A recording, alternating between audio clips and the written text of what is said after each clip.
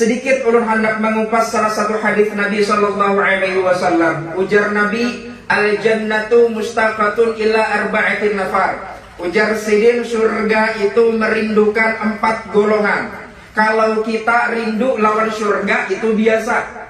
Kalau kita hendak surga itu biasa. Tapi yang antiknya, yang hebatnya adalah kalau surga rindu lawan kita. Kalau surga ingin kita masuk ke dalamnya, itu yang paling hebat. Apa itu? Yang pertama ujar Nabi adalah talil Quran. Orang yang senantiasa membaca Al-Quran. Jadi kita mumpung ada di bulan Sya'ban ini, kuatkan membaca Quran kita. Nawwiru buyutakum bitilawatil Quran. Ujar Nabi, terangi rumah kalian dengan membaca Al-Quran. Ini terkadang minta maaf, pada saat Ramadan baru kita buka kitab. Oh, baru terbuka Quran, berdebu sudah. Sekalinya setahun nggak ada terbuka. Pas dilihati, kenapa belum terbuka? Masih bersih. Sekalinya pas mahar bahari lawan bini, pada terbukain. Pas terbukain pas Ramadan. Nah, biasanya minta maaf, kalau awal-awal Ramadan membuka Quran, biasanya ngalih istiqomah.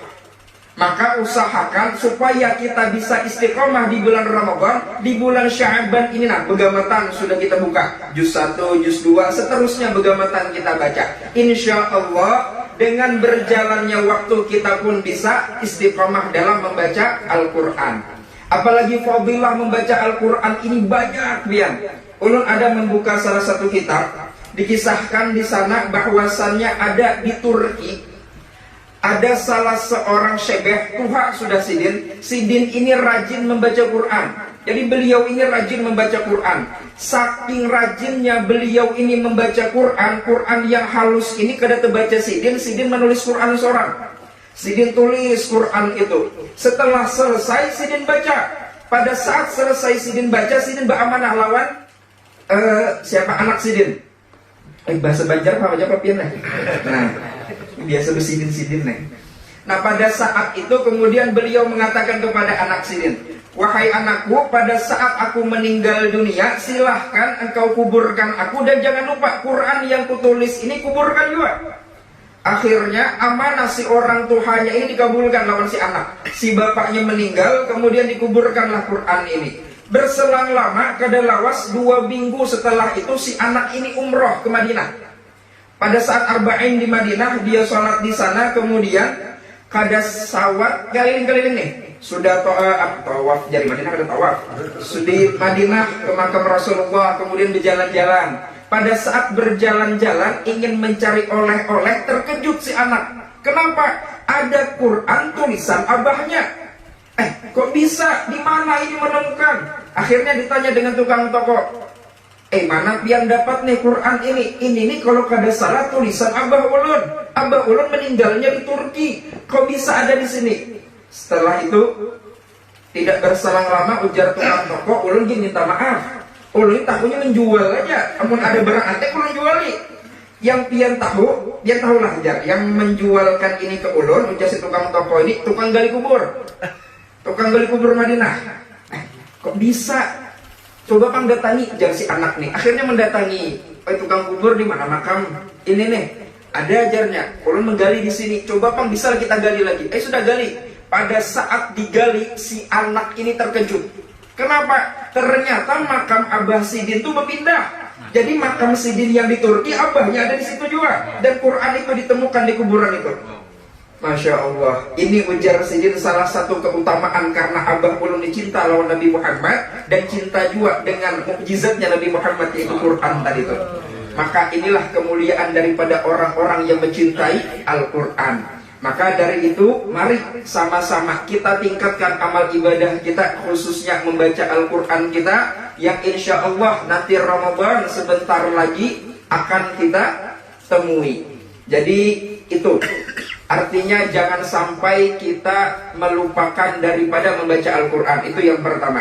Kemudian yang kedua, ujar Nabi, orang yang dirindukan surga itu yaitu wahafidul lisan, yaitu orang yang menjaga lisannya.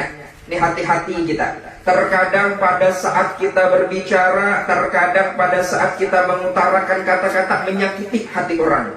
Padahal ujar guru sekumpul, ingatilah Yesidin, kita ini ibarat senter. Maksudnya apa? Pada saat melihat orang lain ada bermaksiat di hadapan, bukan orang itu yang bermaksiat, tapi diri kita yang bermaksiat. Kenapa? Karena kadang secara langsung terbuka aib kita di hadapan orang. Makanya kita berdoa, Allahumma astur uyubana, ya Allah tutup aib kami ya Allah.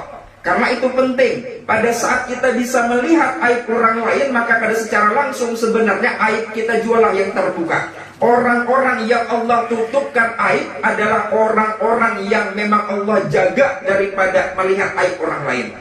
Ulangi lagi. Orang-orang yang Allah tutup aib kita adalah memang Allah berikan aib orang lain pun tertutup daripada kita. Maka usahakan pada saat kita melihat orang lain, oh orang ini terbuka aibnya nih, ada orang di hadapan kita berzina, jangan kita mengatakan orang itu masuk neraka, jangan. Siapa tahu orang itu bertaubat, ia masuk surga. Merasa diri kita alim ini, oh aku hebat nih, aku alim, aku sholat. Oh alimnya sudah, belum tentu kita masuk surga. Apalagi merasa di dalam sifat diri kita ini ada ada kesombongan. Maka itulah yang harus kita hilangkan. Kemudian lagi yang ketiga, ujar Nabi, orang yang dirindukan surga itu adalah wa mut'imil ji'an, yang memberikan orang kelaparan, orang memberikan makan orang yang kelaparan. Ini biasa gugup kayak ini kan. Mendadak. Maka orang-orang yang memberikan makanan kepada orang yang lapar itu keutamaannya sangat besar. Jar perguruan bahari, ujar sidin, ikam dinglah usahakan amun hendak bersedekah lawan orang jangan pas sahurnya, tapi pas berbukanya. Kenapa? Amun kita nih, biasanya kan ada sahur pendurut, oh berbagi makanan. Belum tentu yang kita beri sahur ini orangnya puasa, tapi orang yang berbuka puasa nyatanya sudah berpuasa. Nah, jadi afdalnya adalah memberikan makan orang yang berpuasa daripada memberikan makan orang sahur. Kan ada salahnya memberi makan orang sahur, boleh silahkan. Tapi pahalanya lebih afdal memberikan buka orang yang berpuasa. Makanya takjil itu bagus dibagiakan. Dan kita pun jangan juga takjil itu segera ajala yu'ajilu ta'jilan. Jadi artinya takjil itu sekedarnya aja kita coba makan. Jika ada orang antri bubur kacang, kok antri juga. Yang antri minyak goreng habis sudah.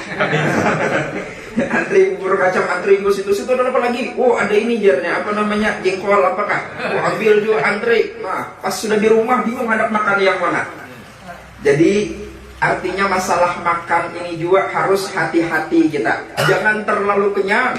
Apalagi sudah tahu sholat tarawih 20 rakaat, ini sudah meriga, sudah kalih yang 20 rakaat, apalagi mencari imam lakas. Wah, sudah jungkar buat teman. Maka usahakan kita makan sekedarnya aja. Biar amalkan aja. Tuh kurma pada saat puasa 3 biji, insya Allah kenyang. Asal diniatkan, asal yakin. Makanya asal kita yakin. Pada saat kita berpuasa, baru jago Rasulullah bahari ujar sinin. Baca inna a'tayna kal kautsar. Bismillahirrahmanirrahim. Inna a'tayna kal kautsar fasholli li rabbika wanhar inna syani'aka huwal abtar. Sebagaimana orang-orang yang minum sungai Al-Kautsar yang tidak haus dan tidak lapar, ya Allah, jadikanlah dengan berkah surah Al-Kautsar ini ulun kada haus kada lapar selama puasa ini. Itu insya Allah. Yang penting yakin. Amun sudah yakin, insya Allah Allah berikan kenyamanan pada saat kita menjalankannya. Kemudian yang terakhir ujar Nabi, surga itu merindukan apa guru? Ta'lil Quran,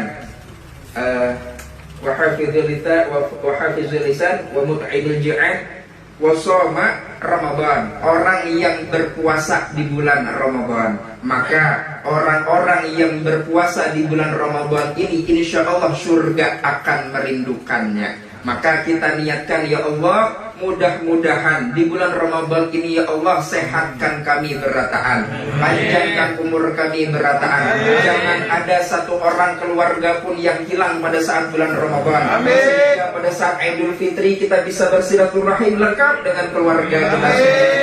Amin amin ya rabbal alamin. Mungkin itu saja dapat ulun sampaikan. Ulun minta ampun, minta maaf, minta halal, minta ridha jikalau ada salah-salah kata. Hadanallahu wa iyyakum ajma'in. Wassalamualaikum warahmatullahi wabarakatuh.